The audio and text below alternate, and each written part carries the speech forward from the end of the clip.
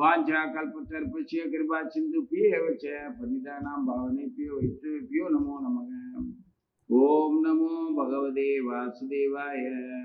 ओम अज्ञानतिमिरान्धस्य ज्ञानाञ्जनशलाकया चक्षुरुन्मीलितं येन तस्मै श्री गुरुवे नमः। वासुदेवसुतं देवं कंसचाणूरमर्दनं देवकी परमानन्दं कृष्णं वंदे जगद्गुरुं। गाद्यायनी महामाये महायोगी निर्दीश्वरी नंदगोप सुदम देव पदिंदे गुरुदे नमः। श्रीमद् भागवतम 7வது ஸ்கந்தம் அத்தியாயம் 1 ஸ்லோகம் 24. எந்த உடலில் நான் எனது என்கின்ற அபிமானம் கொள்கின்றோமோ அந்த உடலை கொல்லும் போது ஜீவராசிகள் தன்னையே வதை செய்வதாக நினைக்கின்றன. ஆனால் பகவானுக்கோ இந்த ஜீவனை போன்று நான் எனது என்கின்ற அபிமானமே இல்லை. ஏனெனில் அவர் இரண்டற்ற அனைத்திலும் ஆன்மாவாக விளங்குகின்றார்.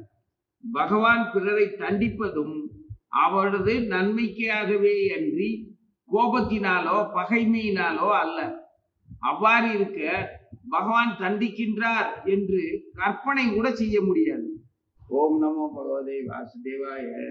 நாரதர் பாண்டவர்களின் மூத்த சகோதரர், மூத்த தலைவர் தர்மநந்தனர்.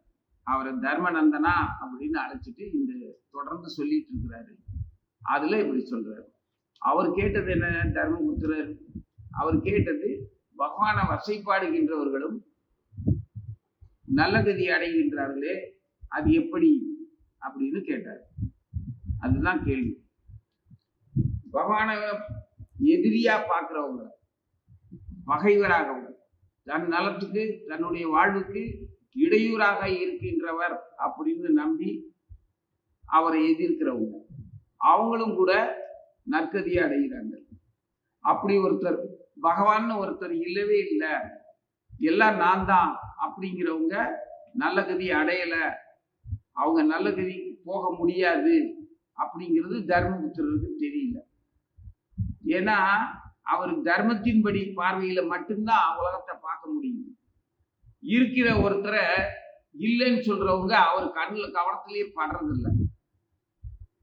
இருக்கிற ஒருத்தரை இல்லைன்னு சொல்றவன அவருக்கு பார்க்க தெரியாது. அப்படி ஒருத்தவங்க அதை எப்படி இருப்பாங்க? இந்த இருக்கிறார் பகவான், அவரை போய் இல்லைன்னு எப்படி சொல்லுவான்? அவனை இல்லைன்னு சொல்றவனை எப்படி திரும்பி பார்க்க முடியும்? அவன் தான் இல்லாம போயிடுறான் இவரு கவனத்துல.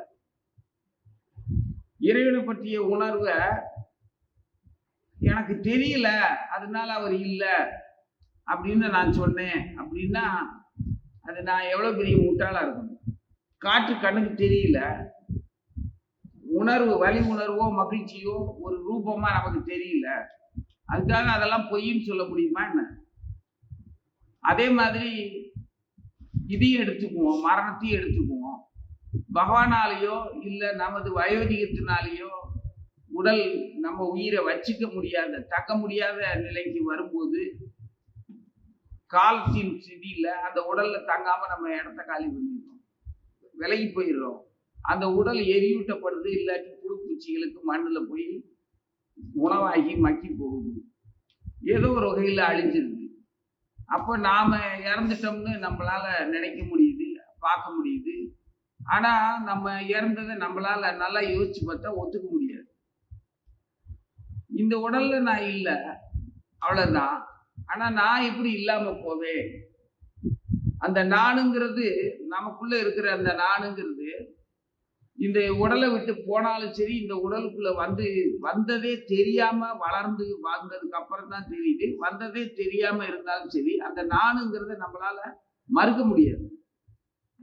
எனக்கு சொந்தமானது அப்படிங்கிற எண்ணத்தையும் நம்மளால மறுக்க முடியாது.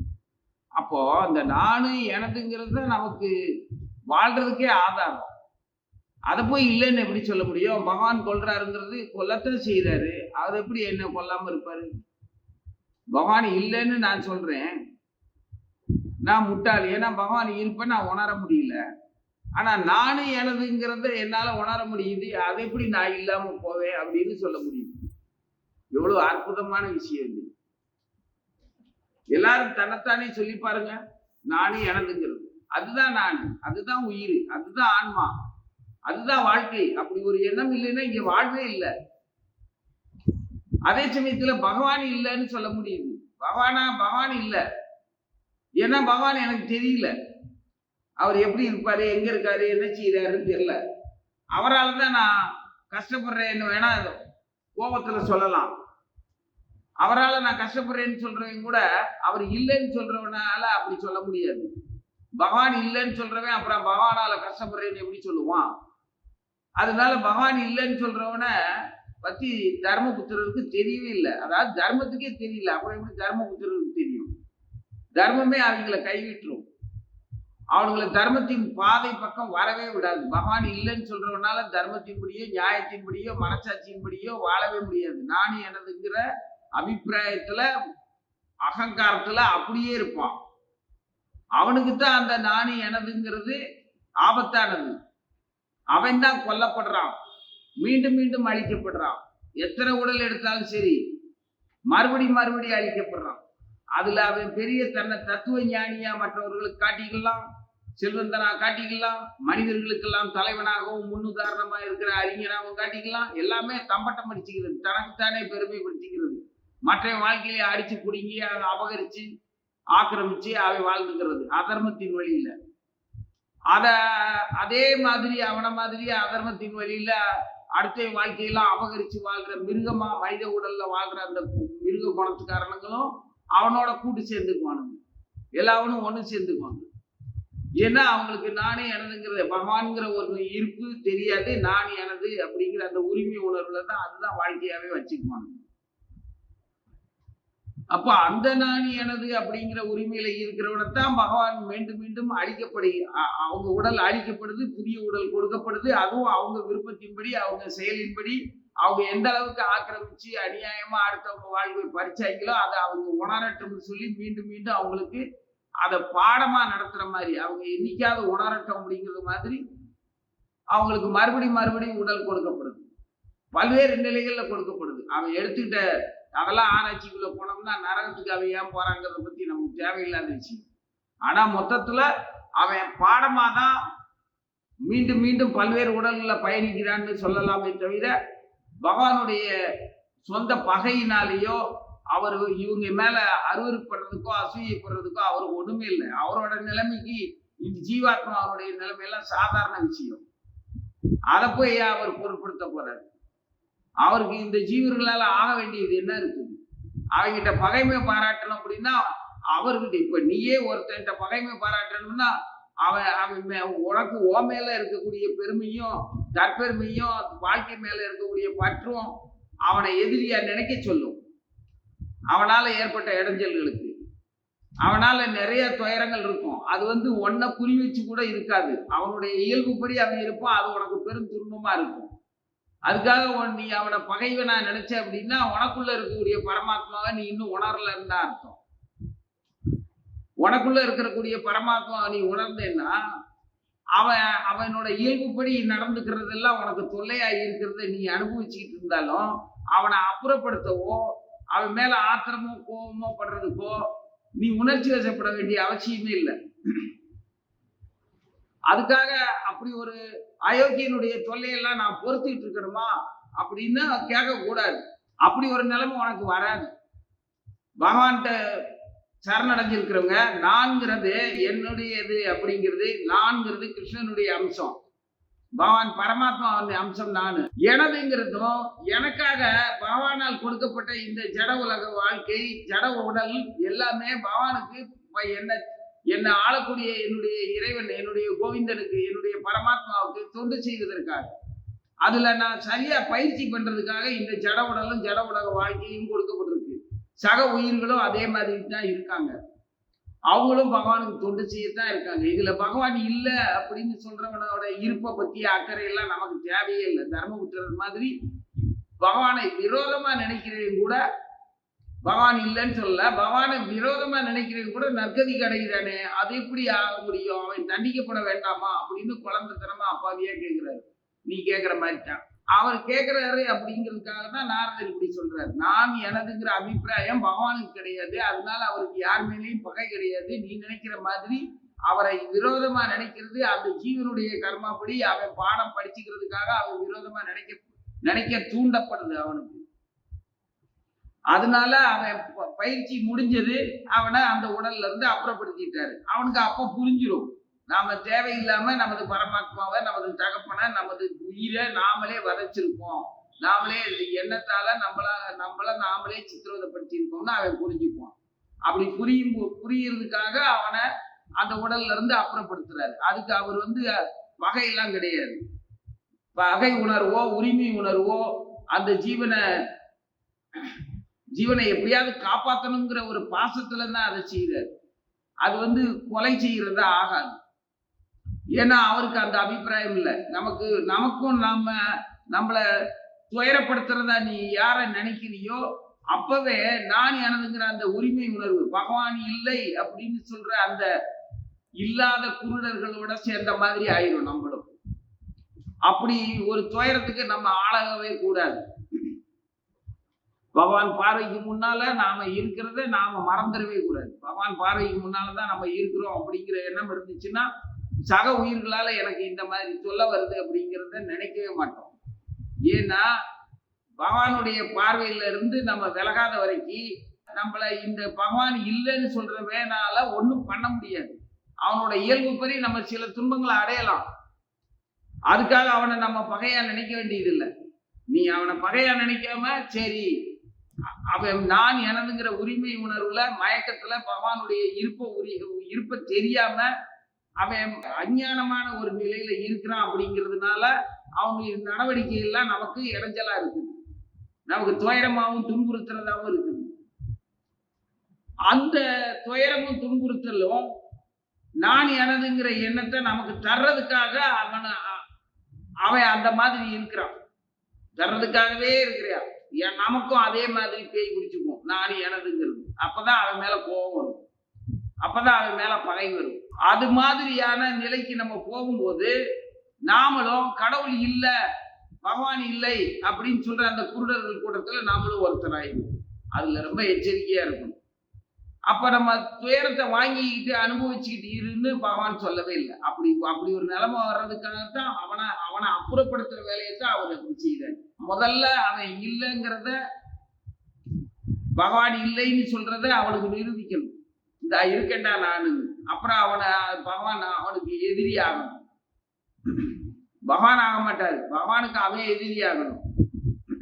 அவனோட அந்த நான் எனதுங்கிற அந்த உரிமை உணர்வே அவனுக்கு பகவானை எதிரியாக்கி கொடுத்துரும். அப்போ பகவானுடைய இருப்பை அவன் உணர்ந்துருவான். உணர்ந்ததுக்கு அப்புறம் மூர்க்கத்தனமா எதிர்க்க ஆரம்பிப்பான். அதுக்கப்புறம் அவனை பகவான் அந்த உடல் இருந்து அப்புறப்படுத்துவார். இல்லைன்னு சொல்றவனோட கதி அது.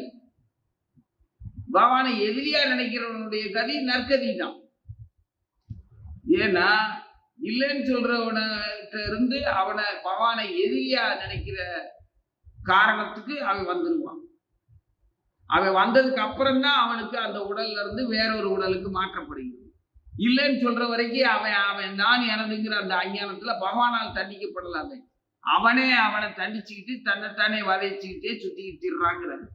அதைத்தான் நான் எனதுங்கிற அபிமானத்தை கொள்கிறானா அந்த உடலை கொல்லும் போது ஜீவராசிகள் தன்னையே வதை செய்வதாக நினைக்கின்றன அப்படிங்கிறாரு நாரதர். எல்லாம் அந்த தேக அபிப்பிராயத்துல தான். அந்த தேக அபிப்பிராயத்திலே சுத்திக்கிட்டு இருக்கிறவனுக்கு பகவானுக்கும் அவனுக்கும் சம்மந்தமே கிடையாது. அவனுடைய சொந்த கர்மாப்படி அவன் சுத்திக்கிட்டு இருக்கிறான். அப்ப அந்த கர்மாவையும் அவனை தண்டிக்கிறதையும் யார் நியமிச்சிருக்கா? இப்ப ஆட்சியாளர்கள், அந்த காலத்துல மன்னர்கள் இருந்தாங்க, இன்னைக்கு மக்கள் எல்லாருமே மன்னர்கள் தான். மன்னர்களால் தேர்ந்தெடுக்கப்பட்ட ஒரு மன்னர் இருக்கிறாரு. அரசாங்கம்ங்கிறது மனிதர்களால் உருவானது இல்லை, அது ஒரு அமைப்பு, அது ஒரு நிர்வாகம். அந்த நிர்வாகத்தின் தலைவர் இயற்கை, பிரகிருதி பகவானுடைய மேற்பார்வையின் கீழே இயங்குது. மனிதர்கள் சும்மா நம்ம நினைச்சுக்கலாம், நான் என்னை ஆள்றேன், இது என்னுடைய தேசம், என்னுடைய மொழி, என்னுடைய உலகம்னு அந்த உரிமை உணர்வுல அது எல்லாத்தையும் நம்ம அப்படி கொண்டாடிக்கிறோம்.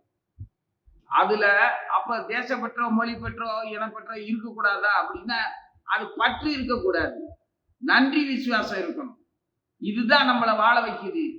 இதுதான் நம்மளை போன்ற எல்லா சக உயிர்களும் பகவானுக்கு தொண்டு செஞ்சு வாழ்றதுக்கான பூமி இது. இதுதான் கர்ம பூமி.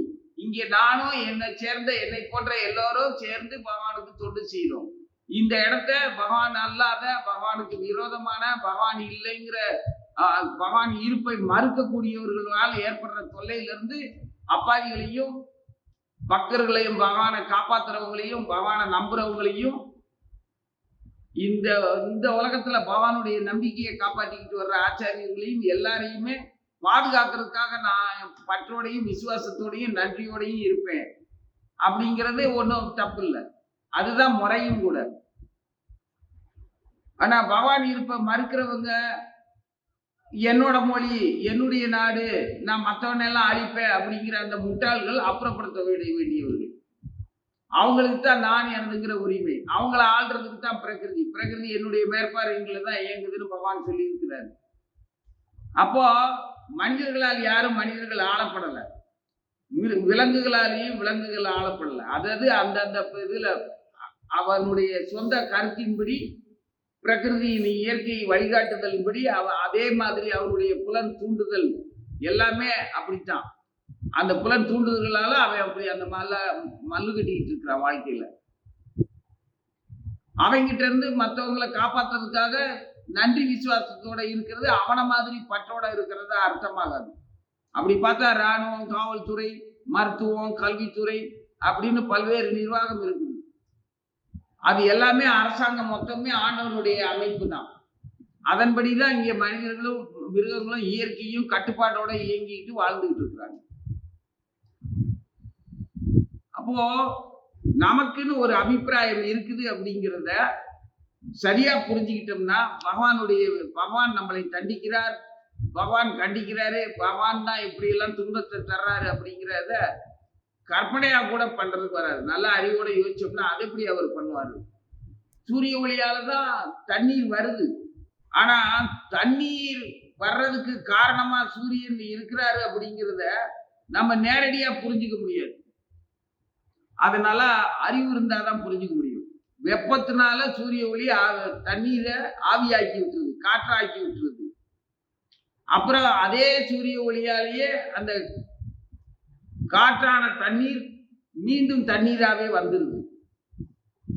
இந்த இயற்கையை புரிஞ்சுக்கிட்டோம்னா, இந்த பஞ்சபூதங்களுடைய இயற்கை சுழற்சியை புரிஞ்சுக்கிட்டோம்னா, ஒன்றுக்கொன்று எந்த அளவுக்கு வெப்பமும் தண்ணீரும் வாயுவும் வெளியும் இந்த அண்டமும் பிண்டமும் எப்படி வேலை செய்யுது, அது ஒருத்தர் எப்படி சார்ந்து வேலை செய்யறாங்க அப்படிங்கிறத புரிய தெரிஞ்சதுன்னா, நான் எனதுங்கிறதும் என்னுடைய உடலால சம்பந்தப்பட்ட வாழ்க்கையை நான் எப்படி வாழ்றேன், திரும்ப திரும்ப இந்த உடல் எடுக்கிறேனே எதுக்காக, இது பிறவியில இருந்து விடுதலை வேணுமா வேண்டாமா அப்படிங்கிறத பத்தி நான் எப்படி முடிவெடுக்க, ஒரு சிறந்த பக்தனா இருக்கிறவே விடுதலைக்கு கூட, அதாவது முக்தி கூட பெருசா பாடுபடுறதா முன்னோர்கள் சொல்லித்தரல.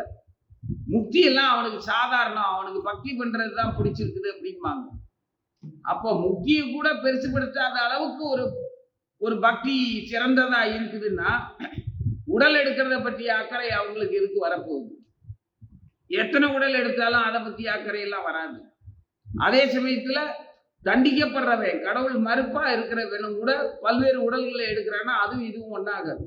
இவன் நன்றி விசுவாசத்தோட பாசத்தோட மறுபடி பகவானுக்கு தொண்டு செய்ய வர்றான்.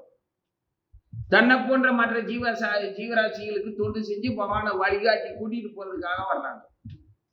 அதே சமயத்துல நான் என்கிற உரிமை உணர்வுல வந்துட்டு இருக்கிறவனும் அரசாங்கத்தால தண்டிக்கப்பட்டுக்கிட்டே இருக்கிறான். ஏன்னா அரசாங்கங்கிறது தனி மனித அமைப்பு கிடையாது, மனிதர்களுடைய விருப்பம் இல்லை.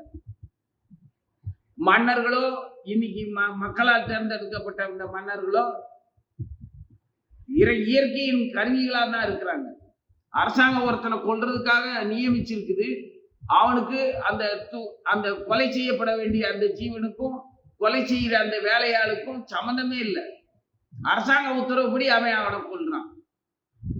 அவனுக்கு அந்த கொலை செய்ய சாவடிக்கிறான் ஒருத்தனை அப்படின்னா, அந்த தூக்கு தண்டனை கைதி இருக்கான், அவனை தூக்குல போடுற அந்த தொழிலாளி என்ன செய்வாரு? அவருக்கும் அவனுக்கு என்ன சம்பந்தம்? சட்டப்படி அவன் தூக்குல போடப்படுறான். அதுல அவரோட சொந்த பகையோ விருப்போ எப்படி இருக்கும்? அதுல வாகன ஓட்டிகள், இந்த மின்தொடர் வண்டி, பெரிய ரயில் வண்டி இருக்குது, அதுல போறாங்க, வேணும்னே ஒருத்தன் உள்ள வந்து தன் உடலை சிதைச்சிக்கிட்டு போறான்னா அதுக்கு அந்த வண்டி ஓட்டுற டிரைவர் அவர் என்ன செய்வார்? அவனை ஏற்றி கொண்டாரு, ரயில ஏற்றி கொண்டாரு. அதெல்லாம் ஒண்ணும் இல்லை. அதே மாதிரி இயற்கையா மனிதர்களுடைய முட்டாள்தனங்களால பல்வேறு நிர்வாக கோளாறுகள்ல அவன் தன்னைத்தானே சிதைச்சுக்கிற மாதிரி மற்ற ஆயிரக்கணக்கான பேரை கொல்ற மாதிரி ஒரு நிகழ்ச்சிகள்லாம் பலது நடக்குது.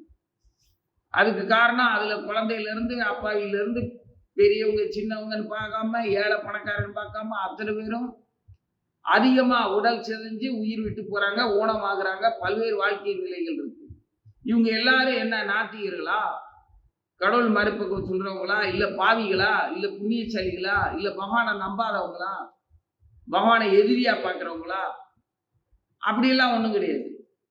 ஆனா இதெல்லாம் இயற்கை தண்டிக்குது, பகவான் தான் தண்டிக்கிறாரு, பகவானை நம்பி என்ன செய்ய, இதெல்லாம் நியாயமா அப்படின்னா இதெல்லாம் யோசிச்சு பார்த்தோம்னா, அமைதியா நிதானமா யோசிச்சு பார்த்தோம்னா நமது சொந்த சிக்கல், சொந்த புத்திசாலித்தனம், சொந்த புலன்கள், சொந்த நடவடிக்கை, அதுல நமக்கு தேவையில்லாத பல நடவடிக்கைகள், இந்த வாழ்க்கையை வாழ்றதுக்காக நாம போட்டிருக்கிற திட்டங்கள், இதுதான் நம்மளை பல்வேறு நிலைக்கு மாற்றுதே தவிர இயற்கைக்கோ இறைவனுக்கோ இதுக்கோ எந்த சம்பந்தமும் இல்லை. இயற்கை வழங்கியதையும் இறைவன் வழங்கியதையும் வச்சு நம்ம வாழ்ற விதத்துல தான் இந்த மாதிரி பிரச்சனைகள் நமக்கு நாமளே உண்டுபட்டிக்கிறோம். எவனோ சாகுறான்னா எவனோ எல்லாம் சாகல, என்னோட சொந்தம் தான், என்ன போன்ற இன்னொரு உயிர் தான், என்ன போன்ற ஒரு உடல்ல தான். அதுல ஒருத்தனுக்கு கை போச்சுன்னாலும் கால் போச்சுன்னாலும், எனக்கு கண்ணு போச்சுன்னாலும், கை போனாலும் கால் போனாலும் நான் எப்படி வாழ்வனோ அதே மாதிரி தான் என்னோட சக உயிர்களும் அதே மாதிரி தான் உடல் சிதைஞ்சு வாழ்றாங்க அல்லது உடல் விட்டு போறாங்க, ஊனமாவும் வாழ்றாங்க. இந்த பரிவும் இறக்கமும் இருந்துச்சுன்னா அந்த நான் எனதுங்கிற உரிமை உணர்வு இல்லாம அதே சமயத்துல சக உயிர்களோ என்னுடையதுதான், என்னை போன்றவர்கள் தான் அப்படின்னு நன்றி விசுவாசத்தோட பார்த்தோம்னா அந்த உண்மை புரியும். ஒட்டுமொத்தமா நான் எனதுங்கிறது கடவுளை மறுத்துட்டு நினைக்கிறது கிடையாது. இங்க பகவானுக்கு பகைமை உணர்வு இல்லாத மாதிரி நீயும் இல்லாம இருந்தேன்னா உனக்கு அந்த நான் எனதுங்கிறதோட அர்த்தம் புரியும். இங்க நாரதர் குறிப்பிட்ட நான் எனதுங்கிற அந்த அகங்கார உணர்வு வந்து உடல் மேலையும் தன் புலன்கள் மேலையும் தனக்கு மட்டுமே சொந்தமானதுங்கிற அந்த பகவானுடைய உரிமை உணர்வு, பகவானுக்கு உரிமையானது அப்படிங்கிற உணர்வே இல்லாம தன் உணர்வுல தனக்கு உரிமையானதுன்னு எடுத்துக்கும் போதுதான் அந்த அந்த அந்த உரிமை உணர்வு தான் அவனை கஷ்டப்படுத்துதுன்னு அர்த்தம். இது எப்படி சொல்றது அப்படின்னா அவங்களுக்கு புரியுற மாதிரி ஒரு நம்ம வேலை செய்யறோம் முதலாளிகிட்ட, அது அவருக்கு தான் சொந்தமானது அப்படிங்கிறத மறந்துட்டு தனக்கு சொந்தமானதுங்கிறத நம்ம நடந்துக்கிட்டோம்னா அப்ப என்ன துன்பத்தை அனுபவிப்போமோ அது மாதிரி தான் இந்த உலகத்துல.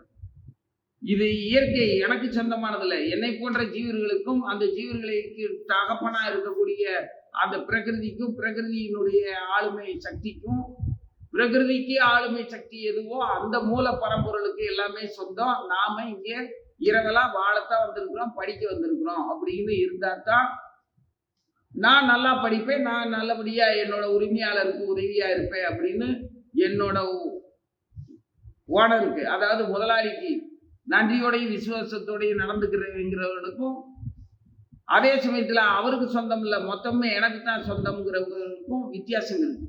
இதே மாதிரி நீ யோசிச்சேன்னா எல்லாமே நல்லபடியா புரியும். அப்படிதானே? ஆக இங்க எந்த உடலே நமக்கு சொந்தம் இல்லை. அந்த உடல் விட்டு பல்வேறு நிலைகள்ல நம்ம பயணம் பண்ணிட்டு இருக்கிறோம். இப்ப நாம செய்யற உடல்ல வாழும்போது வகை வகையான உணவுகளையும் உடை அலங்காரங்களையும் தேடுறோம். உடல் விட்டு இந்த ஜட உடலை விட்டுட்டு போனதுக்கு அப்புறம் என்ன தேடுறோம்? நமக்கு கிடைக்கிறது என்னது? அது எவ்வளவு பெரிய மன்னனா இருந்தாலும் சரி, அவன் உடல் விட்டு போனதுக்கு அப்புறம் அவனுக்கு உணவா கிடைக்கிறது வெறும் தண்ணியும் புண்ணாக்கும் தான், எள்ளும் தண்ணியும் தானே. இங்க என்னதான் வகை வகையா ஜட உடல்ல வாழும்போது உடுத்தினாலும் உண்டாலும் ஊரை சுத்தினாலும் இருக்கிற வயிற்றுல எல்லாம் அடிச்சாலும் என்ன அடாவடித்தனம் பண்ணாலும் ஒரு நாள் இவன் உடல்ல இருந்து இவன் அப்புறப்படுத்தப்படுகிறான். அதுக்கப்புறம் அவன் அடையக்கூடியது என்னது? இந்த வகை வகையான உணவு வகைகளா, உடை அலங்காரமா, எதை அவன் உடுத்த முடியும், எதை அனுபவிக்க முடியும், ஒன்றும் பண்ண முடியாது. அப்போ அவன் உணர்வுகளால, அந்த உரிமை உணர்வு உடல்ல எந்த அளவுக்கு இருந்ததோ அந்த உரிமை உணர்வுகளால அவன் மீண்டும் துன்பப்படுத்தப்படுகிறான். உணர்வுன்னு ஒண்ணு இல்லைன்னா அந்த ஆன்மா துன்பப்படவே செய்யாது. அந்த ஆத்மாவுக்கு எந்த துன்பமும் கிடையாது. எப்பவும் ஆனந்த வடிவமான ஆன்மா ஆனந்தமாவே இருக்கும். அது பொய்யான உடல்ல பொய்யான பற்று, பொய்யான புலன்கள் மேல இருக்கக்கூடிய வெறியினால அந்த நமது உடலுக்கும் உரிமைக்கும் உணர்வுக்கும் உன்னதமான ஒருத்தர் உரிமையாளர் இருக்காருங்கிறத மறந்துட்டு இருக்கிறதுனாலதான், அந்த எண்ணத்தினாலதான் துன்பமே ஆரம்பமாகுது. அப்ப ஆனந்தமான ஆன்மா பகவானோட ஒரு வாரமா சும்மாதான் இருக்கும். நாம உணர்வுகளால சித்திரவதைப்படுத்தப்படுறோம். அருமையான சித்திரம். அதுல பயந்து அலறோம். கனவுதான். கனவுல ஒரு பாம்பு துரத்துற மாதிரி இருந்ததுன்னா அந்த பயம் உனக்கு உண்மை தானே, நீ பட்ட அவஸ்தை உண்மை தானே. பாம்பு பொய், நீ ஓடினது பொய். அப்புறம் விழிச்சதுக்கு அப்புறம் அது பொய்ங்கிறது நல்லாவே தெரியுது. ஆனா பயந்தது நிஜம், நீ அனுபவிச்சது உண்மை. அது மாதிரி தான் எல்லா துயரமும். இப்படி அனுபவிச்சுக்கிட்டே துயரத்தை அனுபவிச்சுக்கிட்டே இருந்தா ஆன்மாவுக்கு அந்த இதுல துயரமே இல்லை. உணர்வுகளால நம்மளை நாம சிதைச்சுக்கிட்டே இருக்கிறதுக்கு காரணம் அந்த நான் எனதுங்கிற அந்த மயக்கம். அதே இத பகவானுக்காக நான் எனது அப்படிங்கிற அதே உணர்வு தான் முதலாளிக்காக வேலை செய்யறவனுக்கும், எங்க முதலாளிக்காக நான் வேலை செய்யறவங்களுடைய நான் எனதுக்கும், முதலாளின்னு ஒருத்தர் கிடையாது, எல்லாமே எனக்குத்தான் அப்படின்னுங்கிற நான் எனதுக்கும் பெரிய வித்தியாசம். ரெண்டையும் புரிஞ்சுக்கணும். அப்போ யாராலையும் நம்ம துன்புறுத்தப்படவில்லை. நமது பொய்யான உரிமை உணர்வு, கடவுளை மறுக்கிற அந்த குருட்டுத்தனம் தான் நம்மளை துன்புறுத்து. அதுக்காக பகவான் நம்மளை தண்டிக்கல. பகவான் நம்மளை அந்த பொய்த்தன் உணர்வுல இருந்து காப்பாத்துறதுக்காக பல்வேறு உடல்களை மாத்துறாரு. அவருக்கு பகை உணர்வே கிடையாது. நமக்கும் யாருக்கிட்டையும் பகை உணர்வே இல்லைன்னா நமக்கும் எந்த துன்பமும் வராது. அப்போ பகைவர்களால் ஏற்படுதுன்னா அதை பகவான் பார்த்துக்குவாரு. அவனே அவனை சிதைச்சுக்குவானே தவிர அவனால நம்மளை சிதைக்க முடியாது. அந்த ஜீவன் தன்னைத்தானே சிதைச்சுக்கிட்டு மற்றவனுக்கு இடைஞ்சலா இருப்பான். அப்படி இருக்கிறவனை அப்புறப்படுத்துறதுக்கு உரிமையாளர் இருக்கிறார், ஓனர் இருக்காரு. நாமே அவனோட மல்லு கட்டிட்டு இருக்கோம். அதனால அவனை பொறுப்ப அந்த குருடர்கள் பக்கம் கவனத்தை திருப்பாம எப்பவும் பகவான் பக்கத்துல நம்மளுடைய எண்ணம் மொத்தத்தையுமே நான் எனதுங்கிற அந்த உரிமையில ஏன் கிருஷ்ணன், ஏன் கடவுள், என்னுடைய வேதம், என்னுடைய நாடு, என்னுடைய மொழி, என்னுடைய மக்கள், என்னுடைய தெய்வீக வாழ்க்கை, என்னுடைய தொண்டு அப்படின்னு இருந்தா முக்கிய பத்தி கூட கவலைப்பட வேண்டியதில்லைன்னு அர்த்தம். எந்த உடலில் நான் எனது என்கிற அபிமானம் கொள்ளுகின்றோமோ அந்த உடலை கொல்லும் போது ஜீவராசிகள் தன்னையே வதை செய்வதாக நினைத்துக் கொள்ளுகின்றன. ஆனால் பகவானுக்கோ இந்த ஜீவனை போன்று நான் எனது என்கிற அபிமானமே இல்லை. ஏனெனில் அவர் இரண்டற்ற அனைத்திலும் ஆன்மாவாக விளங்குகின்றார். பகவான் பிறரை தண்டிப்பதும் அவனது நன்மைக்காகவே என்று கோபத்தினாலோ பகைமையினாலோ அல்ல. அவ்வாறு இருக்க பகவான் தண்டிக்கின்றார் என்று கற்பனை கூட செய்ய முடியாது. எல்லாம் கடவுள் மேல பாரத்தை போட்டு பண்ற அந்த முட்டாள்களோட சேரவே கூடாது. கடவுள் மேல எதுக்கு பாரத்தை போடுற? உனக்கே பாரம் கிடையாது. நீ உன்னோட பொய்யான கற்பனையினால நீ ஏகப்பட்ட சுமையை வச்சிருக்கிற, அதுவே கற்பனை. அப்புறம் பகவான் மேல பாரத்தை எப்படி போடுவ? எப்பேற்பட்ட முட்டாள்! இந்த இந்த மாதிரி முட்டாள்களோட எல்லாம் சேர்ந்தோம்னா நமக்கும் பகவானுடைய இருப்பும் தெரியாது, பகவான் எல்லாத்துக்குள்ளேயும் இருக்கக்கூடிய அந்த அமைப்பும் தெரியாது, நம்மளையும் தெரியாது. அந்த மாதிரி ஜட உடல்ல சுத்தி தெரியக்கூடாது. ஒரு ஊருக்குள்ள சுத்துறோம்னா தெரிஞ்சு சுத்தி பார்க்கணும். விவரம் தெரியாம சுத்தி பார்க்கறது. ராமேஸ்வரம் போறோம், பல்வேறு இடங்கள்ல போய் பார்க்கிறோம். தெரிஞ்சு சுத்துறதுக்கும் தெரியாம சுத்துறதுக்கும் வித்தியாசம் இருக்குல்ல. விலாசம் தெரியாம சுத்திக்கிட்டு இருக்கிறவன் நிம்மதியா எப்படி இருப்பான்? விலாசம் தெரிஞ்சு நான் இந்த இடத்துக்கு போறேன், இந்த இடத்த பாக்குறேன், இந்த இடத்துல பகவான் இருந்தாரு. சைதன்ய மகாபிரபு பகவான் சைதன்யரா அவதாரம் பண்ணினதுக்கு அப்புறம் ராமனும் சீதையுமா ஒரு இடத்துல வந்து மார்த்தடியில உட்காந்து இளைப்பா இருந்தது. அங்க சீதையும் ராமனும் பேசிக்கிட்டு இருந்தது. சீதை அவர்கிட்ட பல்வேறு கேள்விகளை கேட்டது. ஏன்னா நம்ம வாழ்க்கையில நடந்த துயரத்துக்கெல்லாம் காரணம் என்ன, அது எந்த அடிப்படையில நான் அப்படி தண்டிக்கப்பட்டேன், மாற்றானுடைய இடத்துல இருந்து எப்படியெல்லாம் நான் தண்டிக்கப்பட்டேன், எதனால நாம காட்டுக்கு வந்தோம், இதுக்கெல்லாம் பின்னணி ஒண்ணு இருக்கும் இல்லையா, அது பாவமா புண்ணியமா நம்ம செஞ்ச குற்றமா அப்படிங்கிற விவரத்தை சீதையம்மா கேட்கிறாங்க. அவரு அதுக்கு பதில் சொல்றாரு. அது பெரிய விஷயம்.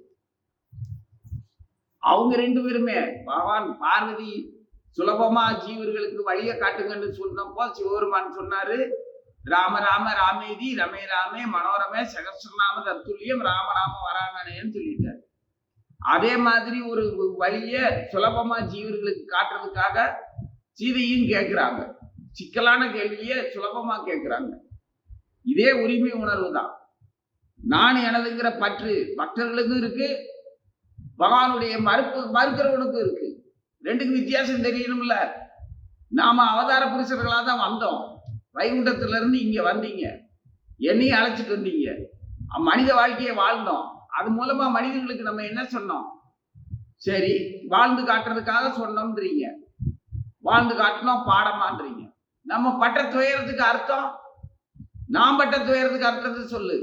உனக்கு என்ன, நீ ராமா சக்கரவர்த்தி திருமகன், தெய்வீக புருஷன், மனிதனாவே அவதரிச்சு எல்லா சூழ்நிலையும் உன்னோட கௌரவம், உன்னுடைய அந்தஸ்து, உன்னுடைய வீரம், உன்னுடைய கருணை, உன்னுடைய அன்பு உங்ககிட்ட இருந்து கொஞ்சம் கூட மாறவே இல்லை.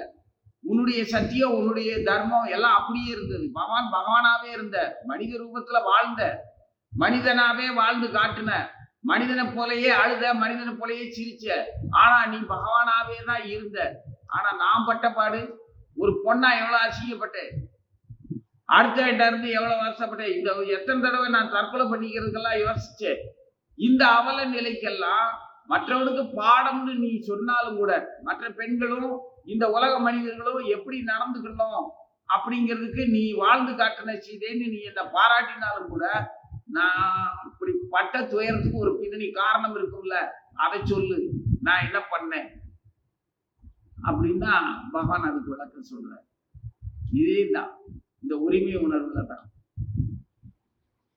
நீ இப்ப கேட்கிற அதுலயே நீ என்னை விட்டு தள்ளித்தான் இருக்கிற. நீ நானா இருந்தேன்னா இந்த கேள்வியே உங்ககிட்ட வந்திருக்காதுங்கிற. உண்மைதானே? பகவான் எனக்குள்ள இருக்கிறாங்க இருக்கும் போதே இந்த கேள்வியே வந்திருக்காதே, நான் எங்க துயரப்பட்டேன். புரியுதா? இது அவ்வளவு சுலபமா புரிஞ்சுத.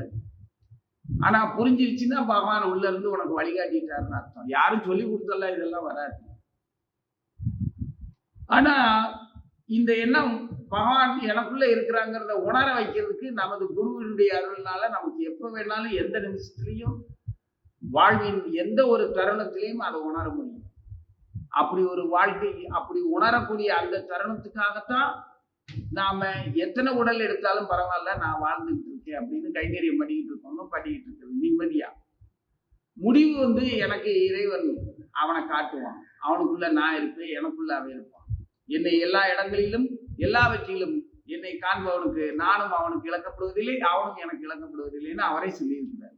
அந்த நிலை வர்ற வரைக்கும் எத்தனை உடல்ல இருந்தாலும் நான் எனது பகவான், நான் பகவானுடைய தொண்டன் அப்படிங்கிறதுல நான் நம்ம கிட்ட இருக்கிறதுல தப்பு இல்லை.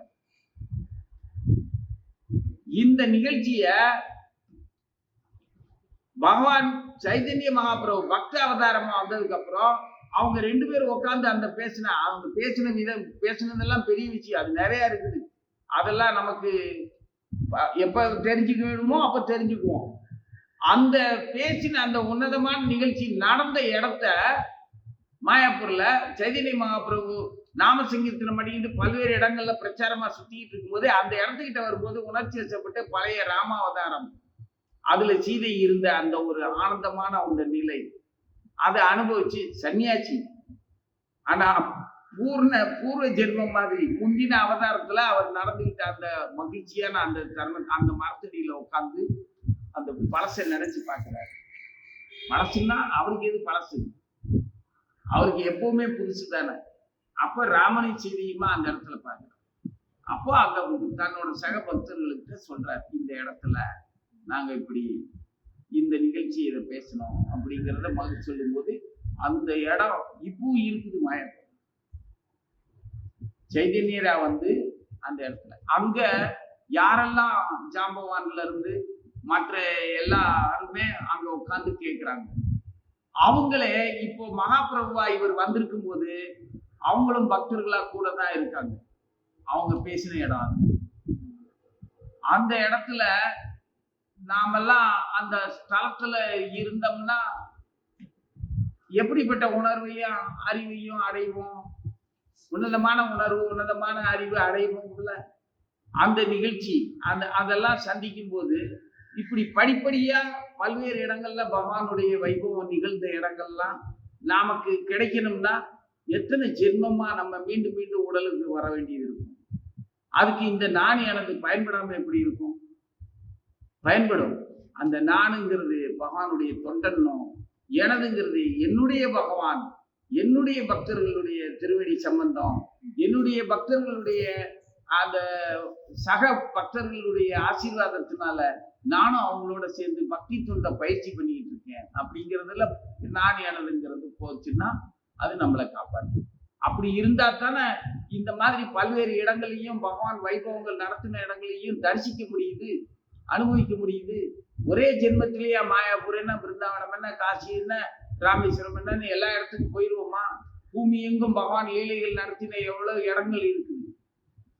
அதெல்லாம் நம்ம ஒவ்வொரு இடத்துலையும் ஒவ்வொரு இதையும் தெரிஞ்சுக்கிறதுக்கும் புரிஞ்சுக்கிறதுக்கும் எத்தனை ஜென்மங்கள் காத்துக்கிறது தவம் இருக்க வேண்டியது இருக்கு.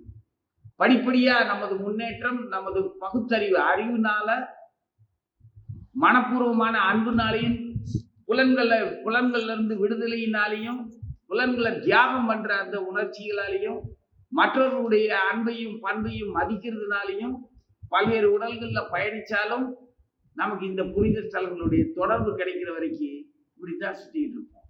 ஆனா சுத்திக்கிட்டு இருக்கிறதுல பகவானுடைய வைபவத்தை அனுபவிக்கிற அந்த ஆனந்தத்தை அனுபவிச்சுட்டு இருக்கிறதுனால முக்தி கூட நமக்கு பெருசு இல்லை அப்படிங்கிற நிலைக்கு வந்துடும்.